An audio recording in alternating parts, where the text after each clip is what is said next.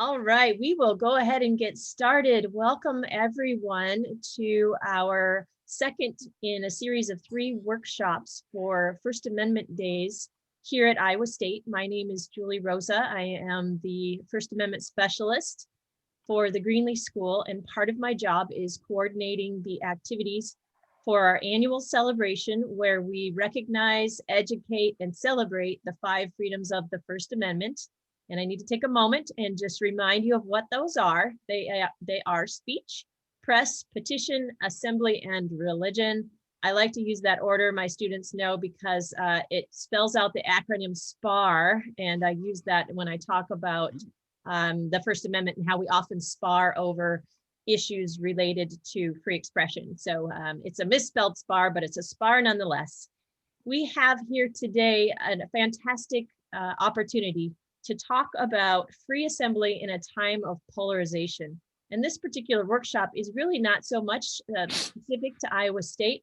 It is really designed to involve individuals across the state of Iowa and really across the world to talk about current issues that intersect with the First Amendment. Now, we do have a lot going on here in Iowa. I'm sure that will be talked about.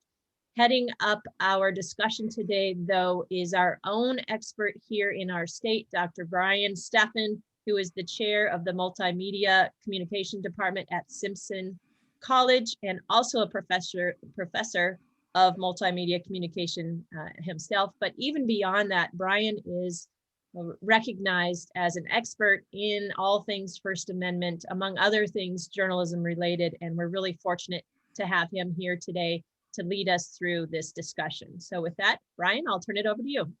Pam, thank you very much. Although, kind of like Andrea said the last hour, I feel like I should be looking around and seeing if you're talking to someone else, because I don't know that I merit that introduction, but I thank you very much for it. Hi, folks. Brian Steffen here. As Pam said, I am chair of multimedia communication at Simpson College. I see that we've got some students here from Buena Vista. We've got some from Simpson, hopefully some from Iowa State as well, and anywhere else in the universe. Who knows? Maybe people from Iceland are listening in today or watching in today. So the title is Freedom of Assembly in Polarized Times. And the reason I pitched this idea when we had some conversations back a while ago about First Amendment days was it strikes me that over the past year, the issues of freedom of assembly have become much more visceral in our country. It strikes me that the First Amendment freedom of peaceable assembly is something that, first of all, we don't see a lot of people exercise. When most of the time when we're talking about the First Amendment, people are talking about the freedom to speak or to publish or to worship or not worship, as you will.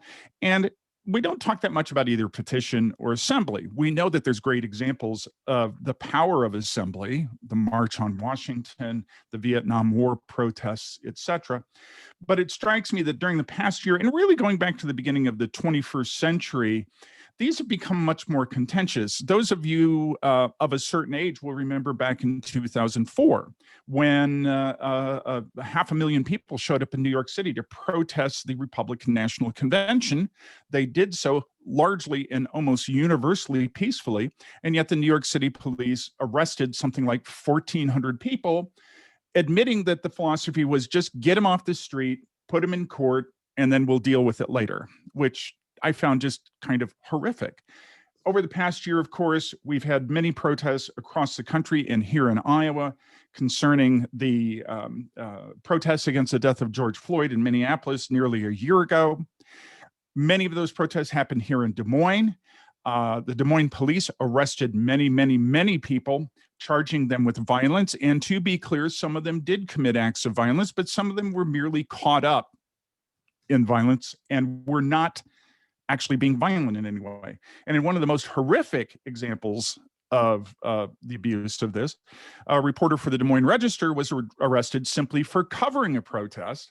The prosecutor refused to dismiss the charges. Fortunately, her employer, Gannett, covered the costs of her defense. Fortunately for her, because she's a fairly young and new journalist, made it go to trial something like 8 months after the fact, found not guilty by a jury, which has led to a lot of criticism of the local prosecutor who just dusts it off and says, I believe in jury trials, which seems to be not what prosecutors should actually do. And of course, then we have January 6th and all of the stuff that's gone on there. So that's why I thought I would get together today an all-star panel of friends and experts to talk about these issues. And for those of you who are so inspired during this panel today, I'm going to take the liberty of creating a hashtag for the event, which we're going to call hashtag First Amendment Days. So go ahead and put your thoughts on Twitter. But as always, feel free to put your questions specifically to the panelists in the chat, and we'll go. Very quickly, I'm just going to very quickly introduce our panelists, and then one by one, I will go through and give you a little more information about them. Our panelists today are Pam Perry, who's a professor of mass media at Southeast Missouri State University down in Cape Girardeau, or as it's known affectionately by the locals, Cape. So we'll hear from Pam first in a second. We also have with us today Ken Paulson at the Free Speech Center at Middle Tennessee State University, Murfreesboro. Ken, is that correct? That's exactly right. There you go. And finally, Mark Stringer of the ACLU of Iowa, whose organization has been involved in a lot of these First Amendment controversies in the state of Iowa over the past year, and actually much longer than that. So the first person we're going to call on here, though, is Pam Perry. Pam is a professor of mass media at Southeast Missouri State. She teaches there media history and communication law. Pam is a Missouri J School graduate, got her bachelor's degree there, and has her PhD from Southern Mississippi. She has worked as a reporter for newspapers in Missouri and Washington, D.C., and she's covered stories in Japan, South Africa, Argentina, and Rwanda. Pam is the author of the book Eisenhower, the Public Relations President, which was published 7 years ago. Hard to believe, Pam. And she's recently been named the editor of the research publication Journalism History. So, Pam, please let us know what you think. Welcome to First Amendment Days. Thank you so much. And welcome, everybody. Most of the good things in life are messy. They're worth it. They're the best things in life, but they're really messy. A couple of quick examples. When I lived in Kansas City, one of my favorite foods was barbecued ribs. There is nothing like barbecue in Kansas City, but you can't eat it without a ton of napkins to clean up. I moved to Baltimore to work on a newspaper and soon discovered steamed crabs. And there's nothing like steamed crabs, but you take a mallet, you beat it, you get the crab meat out, and it's just a mess, but it's worth it. I would say that describes American democracy. American democracy is messy.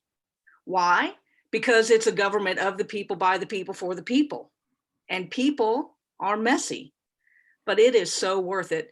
And I would say that some have wondered whether or not our experiment in governing would survive. There have been skeptics because the government of the people, by the people, and for the people, again, is really, really messy. And in January, I think that question kind of arose, is this the turning point? Are we going to survive when Congress tries to sort of certify the election and there's a run on the Capitol? What is that? And is it a threat to our very experiment in democracy? If you'll give me just a minute of history, because I am a historian on this panel, our founding fathers were brilliant, because when they founded the government, they realized they couldn't really get the Constitution through with these rights in them. So they got the Constitution ratified, then set about getting the first 10 amendments to the Constitution, the Bill of Rights, ratified in 1791. And the Bill of Rights is a counter-majoritarian document. What that means is, even though this is a democracy and we vote on the president and we vote on mayors and governors and Congress people, and we vote on whether or not we want cities in our towns, we don't get to vote on free speech. We don't get to vote on the press. We don't get to vote on whether or not you can practice your religion or assemble or petition the government, because those 5 freedoms are so essential and integral to what it means to be an American that they're not up for vote. Now, They're also not absolute rights. And in the case of the right to assemble, the government has time, place, and manner restrictions. And that's sometimes where the rub comes in. You have a group that's peaceably assembling, maybe violence breaks out. How does the government respond in terms of the police? And we've certainly seen that a lot in the last few years. But I just wanted to kind of remind us that while this title is great, that we're talking about assembly in the time of polarization, we've been polarized before. Matter of fact, 7 years after we ratified the Bill of Rights, John Adams, with a stroke of a pen, challenged the existence of those rights when he passed the Alien and Sedition Act. And so for many points throughout our history, there have been times of polarization that have caused fear, that have caused Americans to be willing to jettison their rights. Look at Vietnam, look at the Patriot Act, look at the 9/11. And Benjamin Franklin said that anyone, and I'm poorly paraphrasing him, but anyone who's willing to jettison their liberty for security deserves neither. And so this is an age-old problem, but it just seems more threatening to that American experiment than ever. I also wanted to point out it's not the first time the Capitol had been attacked. There's a really good article that I wanted to point your attention to, written by Audrey Kurth Cronin, and I forgive me, Audrey, if I misspelled or mispronounced that, but she wrote this in February 2021, and it's titled, "The Capitol Has Been Attacked Before. This time it was different. Violence in the US Capitol is more common than is generally known, but seldom rises to the level of terrorism as the January assault did." So there've been some bombings at the Capitol, there've been some people attacked, but this was something very different. This was an attack or a protest, I suppose, from your perspective. There's different perspectives on what it was, a very result of trying to certify our election. I also found another really interesting article that I'm going to point the audience to. It was written by Gene Policinski of the Freedom Forum Institute. And he wrote this in December 19th, 2019, but it could have been written in 2020. He says, at the year's end, First Amendment issues are as controversial and multifaceted as anything in our fractured, divided society. Now, I'm pausing for dramatic effect because I want you to think about that, okay?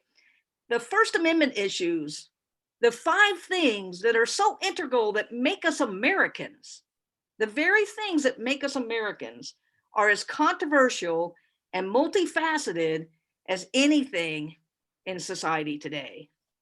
I point you to the Freedom Forum Institute website that has a lot of good articles on assembly, but I wanted to focus on that a little bit because that brings us back to the whole mess part, that we have to be educated, engaged, and exercise those rights in order to keep them. And in the exercising of that, government will restrict us as they see they have a compelling state interest to do so. And then the rub is, what goes wrong sometimes when all of that happens. And so I thought that was a very interesting article.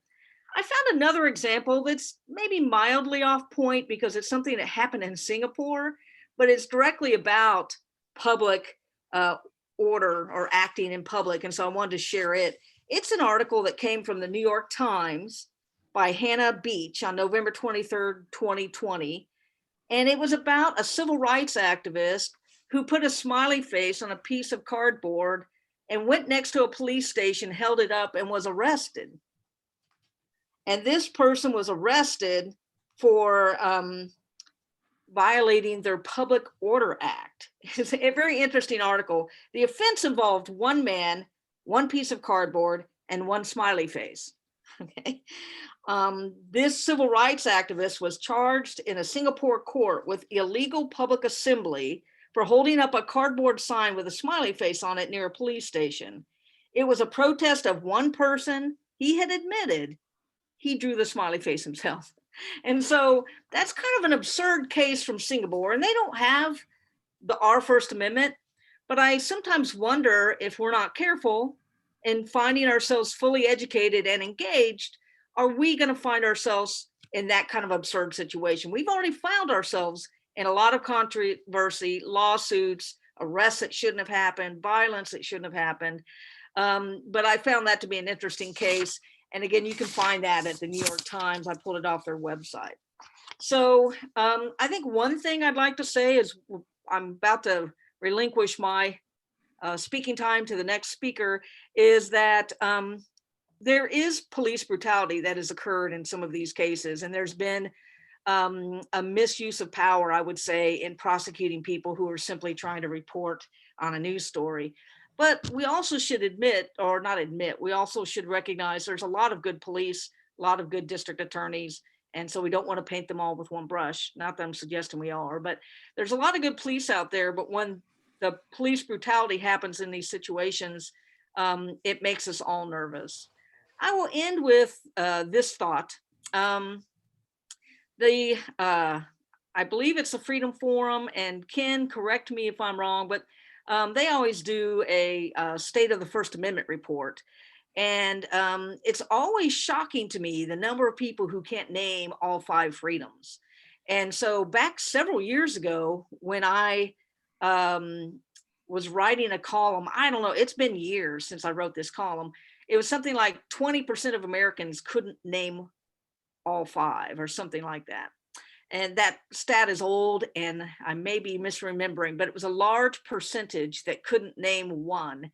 And I'm curious, I decided as an educator that I would personally change that statistic. And so every class that I teach, even if it doesn't have to do with law, they learn the 5 freedoms, every single class. And some of my colleagues have made fun of me because it's like, that's not germane to advertising or to something else. I said, sure it is, free speech is.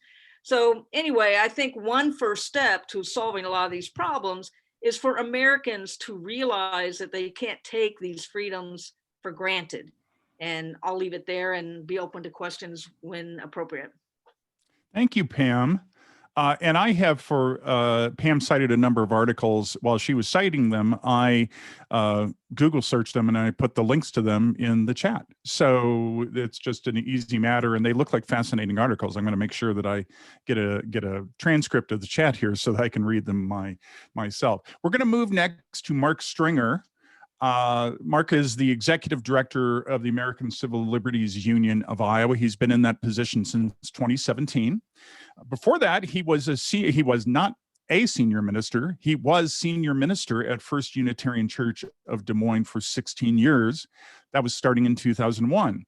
Mark has had a wide variety of experiences teaching in Iowa prisons, and he officiated at Iowa's first officially recognized same-sex wedding.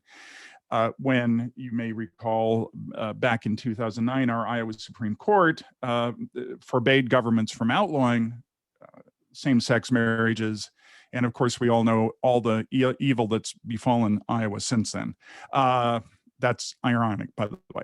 The ACLU of Iowa, just like the ACLU National Defense Civil Liberties on a nonpartisan basis, and it has intervened to protect the rights of protesters and journalists during the large number of protests that have taken place in Des Moines and Iowa in the wake of the killing of George Floyd. Mark, welcome to First Amendment Days. I hope you've got some good things to tell us. I know you have some good things to tell us. Yeah, I hope I do too. Yeah. I must say, you're always at a disadvantage when you don't get the benefit of the legal director I had the privilege to serve with, Rita Bettis Austin, who's actually one of the best thinkers we have in the state on all of our rights, but particularly these First Amendment issues. And I can't really get into a lot of the heavy duty nitty gritty stuff about all the egregious things that have happened, violations of the First Amendment as a result of George Floyd protests and such, because we want to preserve our ability to litigate if we can. We never forecast our legal strategies, but we always want to keep our options open. But let me circle back a little bit, just give those of you who don't know much about the ACLU just a brief kind of summary of what we do. As Brian noted, we are nonpartisan, and we're here to basically protect people's freedoms that are guaranteed in the Constitution, Bill of Rights. And we take pride in our role as the nation's premier civil liberties and civil rights organization. And we work in 3 primary ways. We work through litigation, which that's how many people know about us, because we file suits in court. We also work in lobbying and policy work to try to make sure that legislation that's passed preserves our rights, doesn't infringe upon them, because otherwise then we'd have to bring in the litigation side. And we also work through public education and advocacy. So events like these, but also Know Your Rights presentations and CLAs, which are basically continuing education seminars for attorneys to try to keep people up to speed on the latest issues that we think are impacting civil liberties and civil rights. As it's already been noted, of all the civil liberties guaranteed by our Constitution, the freedom of expression articulated in the First Amendment is arguably the most important set of freedoms, including the right to assemble. In spite of its preferred position in our constitutional hierarchy, though, the nation's commitment to freedom of expression has been tested over and over again, and still is, of course, especially during times of national stress. I think right now would be a perfect example of national stress with all the police killings of people, the jailing of protesters, as has already been noted. Throughout our nation's history, people with unpopular political ideas have always borne the brunt of government repression. Now, while our work at the ACLU these days is necessarily broad, given all the things that we're facing, I think arguably our vigilance in protecting First Amendment rights has been some of our most vital work. First Amendment work is, as we sometimes say, the ACLU's bread and butter. The right to join with fellow citizens in protest or peaceful assembly is critical to a functioning democracy, and it's at the core of the First Amendment. Law enforcement's main job in a protest is to protect the safety of protesters and to de-escalate any threat of violence. Unfortunately, law enforcement officials sometimes violate this right through means intended to actually thwart free public expression. In recent history, challenges to the right to protest have come in many forms. In some cases, police crack down on demonstrations through mass arrests or illegal use of force or curfews. Elsewhere, law enforcement limits expression by corralling protesters into so-called free speech zones and other methods. Even without active obstruction of the right to protest, limitations on that right or fear of police intimidation can chill expressive activity and result in self-censorship. The ACLU, both at the national and as affiliates across the country, as Iowa's affiliate is, monitors the government's respect for this foundational right. And we sometimes intervene through communications with police departments, through the courts, and through the dissemination of Know Your Rights materials, public education, so that the right to public expression is respected for everyone. Last summer, we saw people who protested police violence and the killing of George Floyd be treated with police violence themselves. And there's no room or tolerance for that escalation by police in this nation. In response, our affiliate in Minnesota sued law enforcement over its mistreatment of protesters and journalists that was directly resulting from the George Floyd death. But we also have long-standing concerns about the ever-increasing militarization of police and the way in which that police force is used to squelch free expression. I can get you into the nitty-gritty a bit on the one case that we did have here in Iowa that has been not fully resolved, but we have earned a preliminary injunction.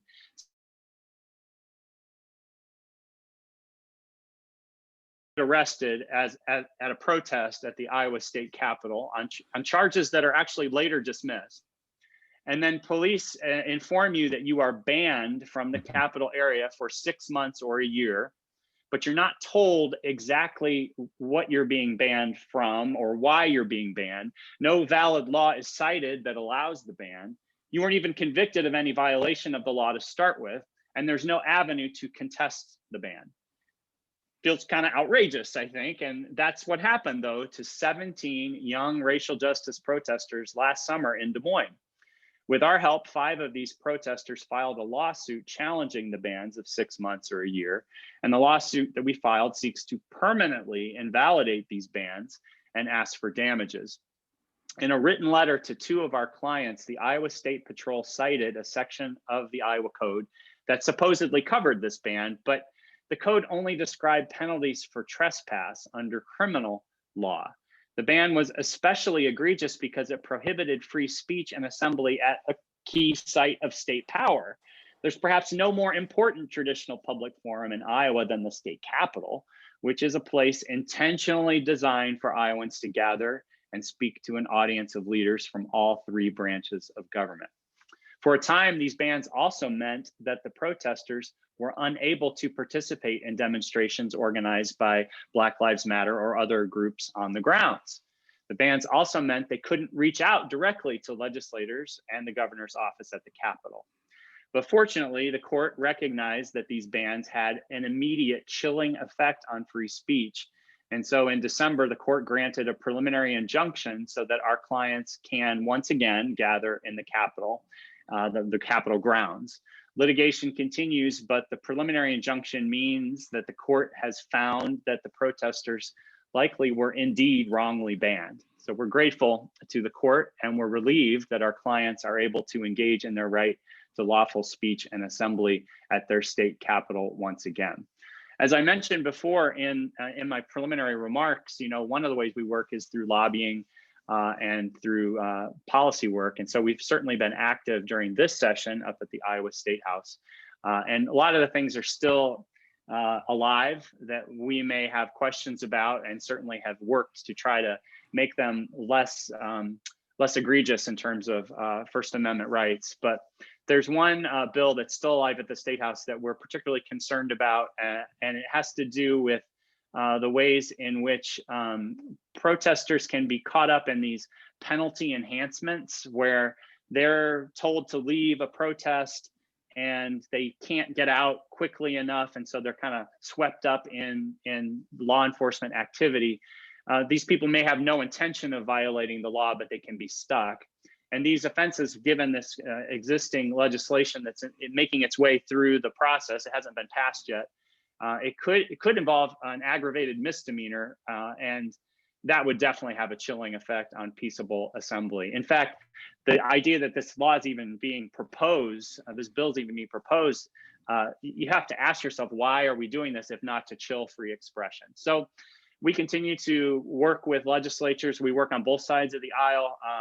We try to make sure that people understand the stakes, and then if it becomes law, then we have to look at other options for how to fight back. But of course, outside of Iowa, there's other actions, particularly in Minnesota, as I've mentioned, but the state ACLU affiliate in Washington State, in Oregon State, have all had actions related to the arrest or the mistreatment of journalists through tear gas, rubber bullets, but also the protesters who were caught up in actions of law enforcement that weren't commiserate with what they themselves were doing as rightful protesters, peaceful protesters.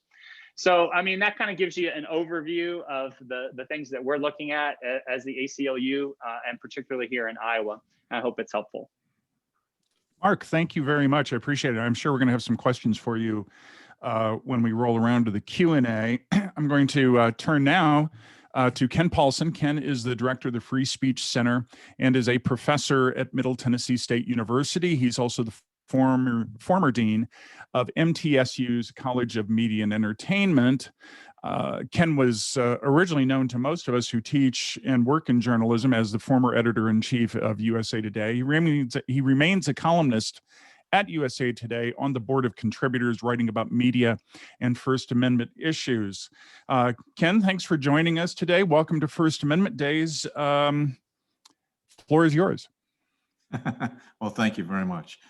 I'm glad to spend some time with you. I had an opportunity to speak in Iowa for many, many years, many opportunities. First time I've done it from my kitchen, even though it looks like a high-end office behind me. Yeah.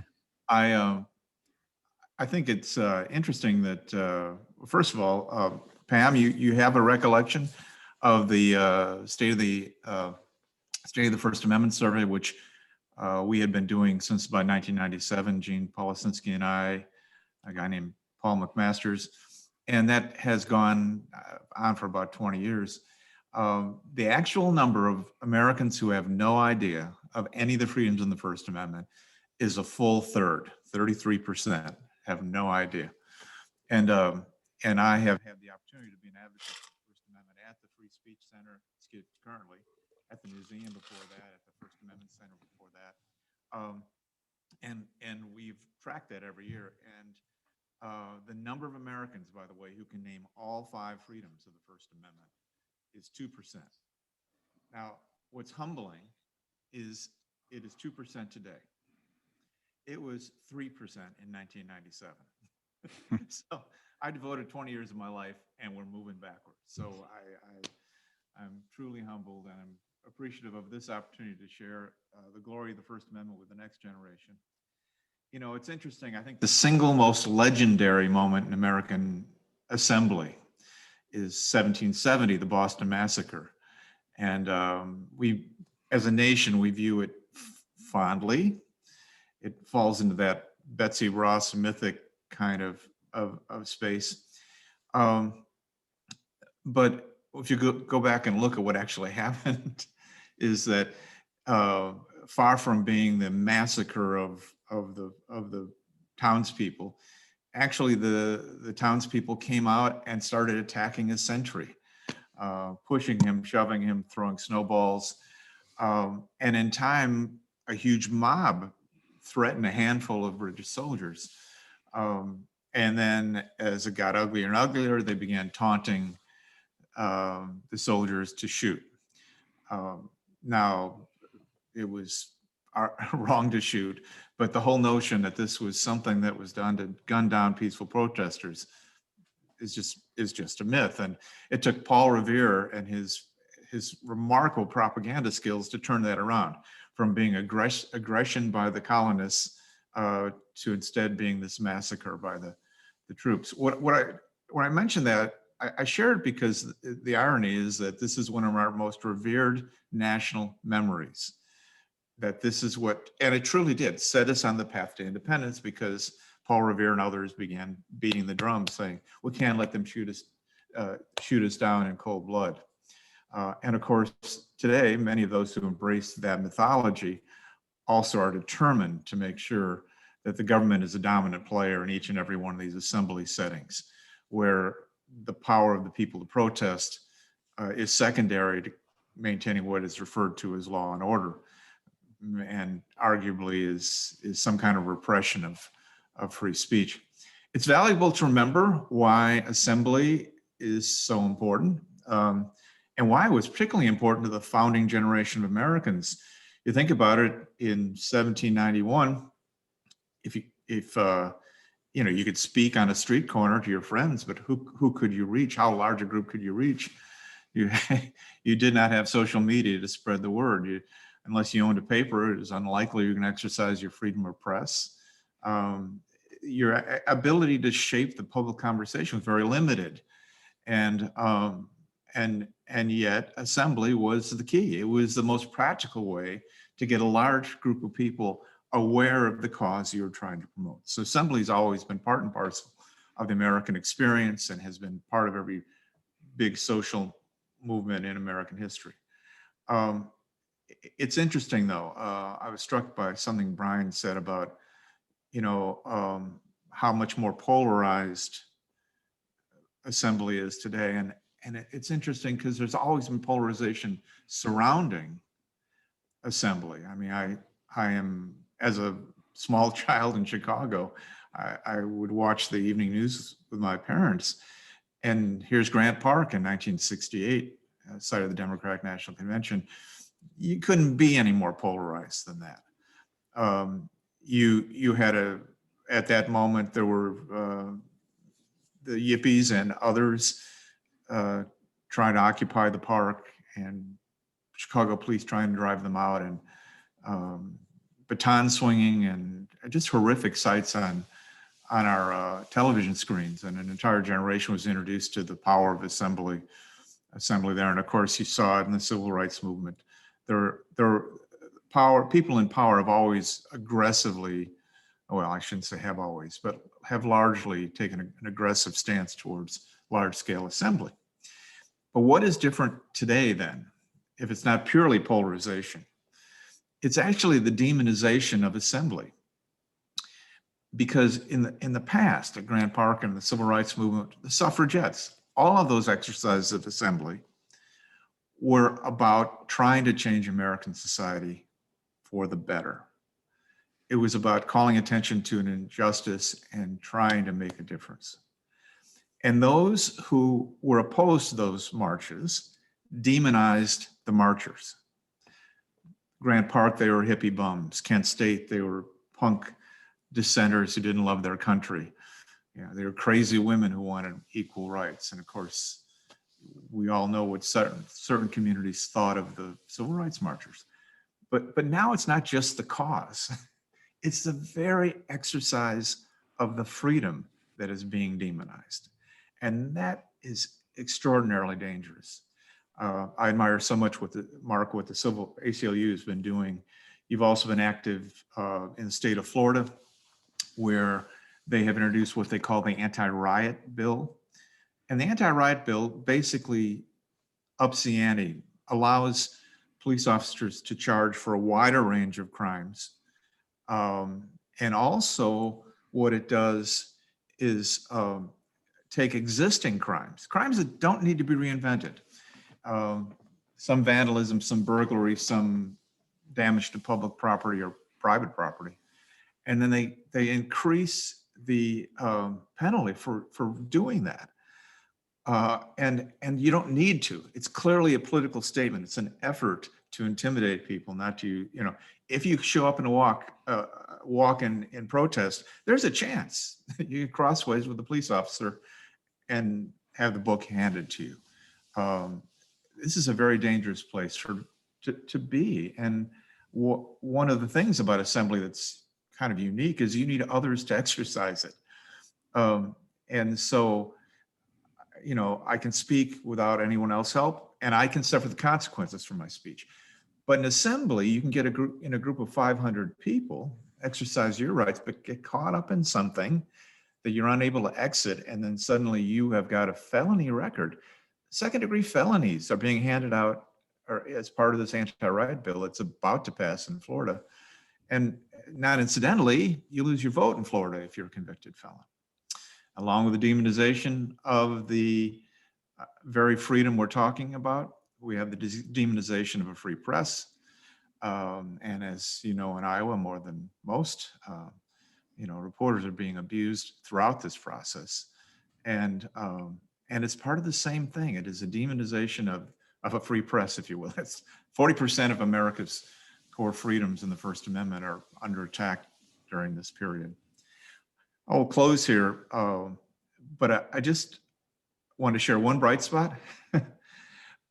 In the last, the same surveys we talked about earlier, of a third of Americans not knowing the First Amendment, 10% can name the right to assemble. It is our second least well-known of the 5 freedoms. And the great news for those who do what we all do, trying to raise awareness, is that Americans now know and recognize assembly as being part of the First Amendment. And I think they've awakened to the power of it. The Women's March was a fabulous example. This is not 1770 anymore, but the gathering together and raising our voices in protest still packs a lot of power. And with luck, it will for a century to come. Back to you, Mark. Thank you, Ken. Let me venture something. And by the way, before I venture something, let me tell our audience, we've got about 11, 12 minutes left here. If you have a question, feel free, please, to put it in the chat and we'll ask it. But one of the things that really interests me about freedom of assembly, as I said at the outset, was it's really a visceral expression, right? So it's one thing to write a tweet. It's one thing to go to a church service. It's one thing to stand on a street corner and speak. But it seems to me to be an entirely different thing to gather with 500 people or 500,000 people to make your voices collectively known. And if you're opposed to whatever it is that group is saying, that's really threatening, right? I mean, you can dismiss the tweeter. And you can say, well, that's your right to believe what you want at church on Sunday. But holy cow, there's all kinds of young people and people of color marching through the Des Moines, Iowa, and this is not my community. And indeed, there's polling here in Iowa that suggested, as I think Mark will remember, that Iowans believe that marches and demonstrations actually hurt the causes for social justice, an end to police violence, etc. They don't want it rubbed in their face. And so is that why this has always been a contentious thing? Ken, you talked about the Chicago 68 protests, which of course erupted into violence, and it was later determined to have been entirely precipitated by the police. And of course, in New York in 2004, entirely precipitated by the police. Et cetera, et cetera, et cetera. Anyone have any thoughts on that there's something just quantitatively or qualitatively different about the right to free assembly as opposed to the other packages of First Amendment rights? Well, one thing, Brian, is it's interesting you raised church because to me, that side of the equation, marching is church. Mm-hmm. And so the ability to express yourself in a large group of people. I mean, the Women's March was just moving to me, and I obviously I was in the minority there, but just seeing the little children and the families, and it was you just felt like something big was happening and something positive was happening. And so that's the other function of assembly. It's not just about getting in the face of those you oppose. It's about solidifying the base of people who care deeply about this issue. The other side, I think if you're in law enforcement, you always want control, and depending upon your professionalism, you exert it properly or you don't. There's just limited ability to, once somebody has a permit, limited ability to limit that message. But you put 500 to 5,000 people together, that's inherently dangerous to people in law enforcement. Understandably, this is something that's hard to control if it gets out of hand. I want to mention one thing though, because there is an easy thing for us to fall into and say that there's been a lot of efforts to limit expression.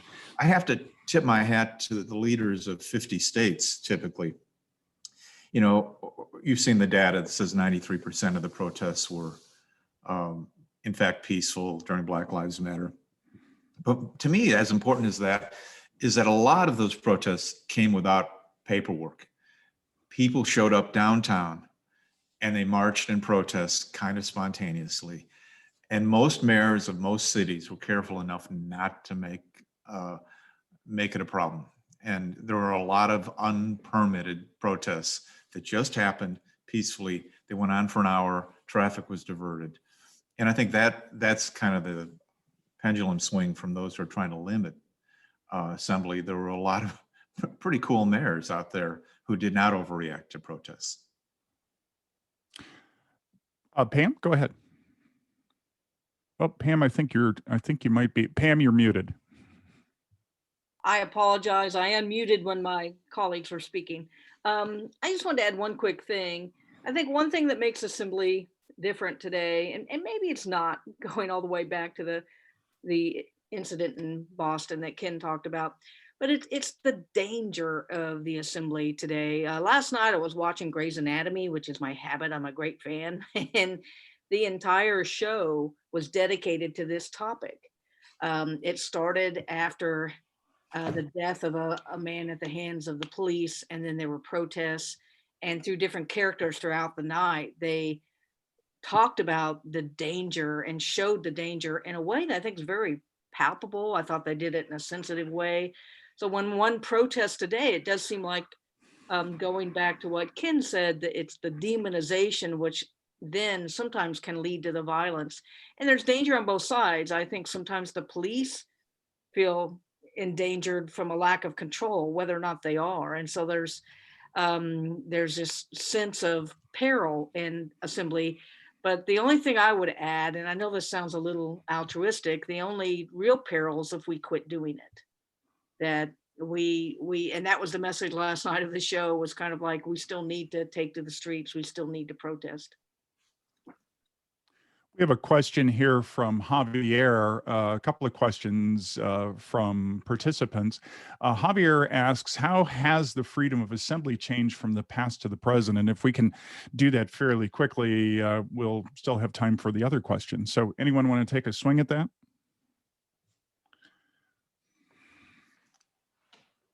Well, let me just jump in then very quickly. It wasn't until 1937 that the right of assembly even applied to the states.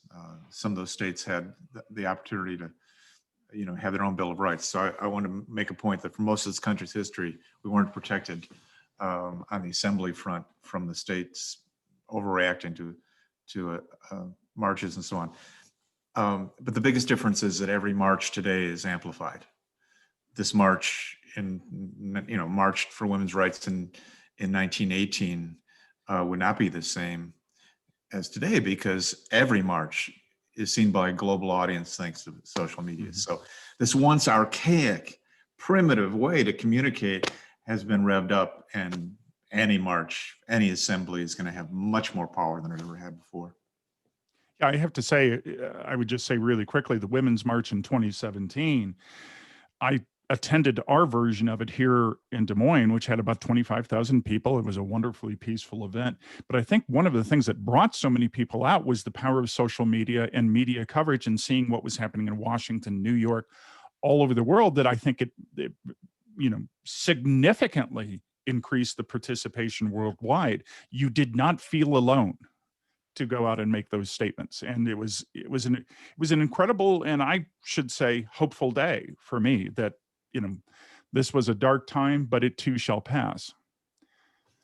We have a question here from Lily, and we just have a few minutes left. But Lily asks, does jeopardizing the freedom of assembly by silencing protesters through stricter penalties also threaten the other First Amendment freedoms? How does the freedom of assembly go hand in hand with the other freedoms of the First Amendment? That, Lily, is a great question. That is a great question. If it's okay, I'll jump in. I've heard it asked, and I can't remember the context, but why are there 5 freedoms in the First Amendment, instead of 5 individual amendments? Why didn't we have, 15 amendments? And the answer to that is that those 5 freedoms are so closely associated and intertwined. If you lose one, you hurt the others. And so, yes, if you take away the right to assemble, you take away the right to petition, the other 3 are damaged as well. Right, and it does seem that they are interlinked. For example, many of the religious faiths that sued to overturn COVID regulations did not sue necessarily under the freedom of religion clause, but under the freedom of peaceable assembly clause. And I had a lot of arguments with people who believed that there was no way that the courts would ever endorse that point of view, and sure enough, they have. So a lot of times that's like, well, I don't necessarily think it's a good idea they'd be doing that, but still, what happens the next time government says, yeah, there's really not a good reason for you to all get together. So I agree with that.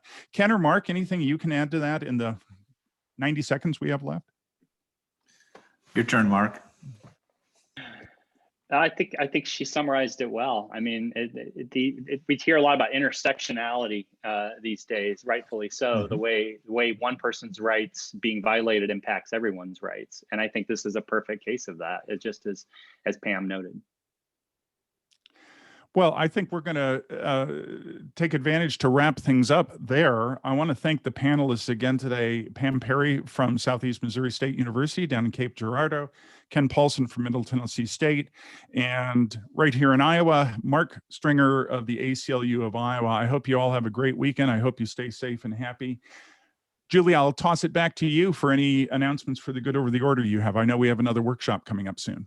We sure do. So next workshop starts in just 10 minutes. I want to thank the panelists here today. We have learned a lot. We have a lot to think about. And I encourage us all to think about ways to practice our First Amendment rights as they've all emphasized, which are so important. So thank you all for sharing your time and your expertise. First Amendment Days continues with the next session at 11, and we will see you there. Thank you. Thanks. Thanks, Brian. You bet.